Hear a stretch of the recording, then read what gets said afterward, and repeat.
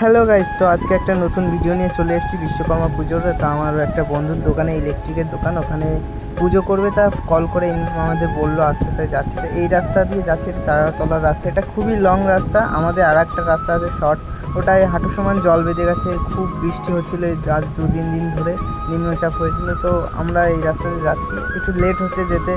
Finally আমরা শ্রীপল্লীর রাস্তার high রোডে উঠবো এখনে।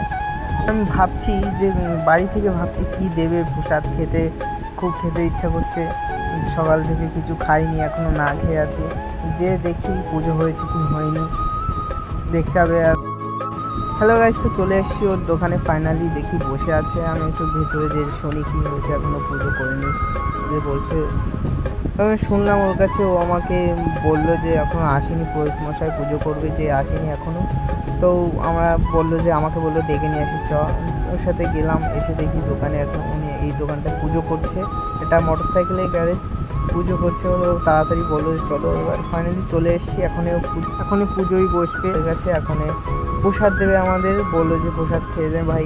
দেখি কী কী প্রসাদ দেবে। ও ফাইনালি লাবণী এখনই মাখাচ্ছে, আতপ চাল মাখাচ্ছে। এটা মাখানো প্রসাদ খুবই সুন্দর লাগে খেতে, জানি।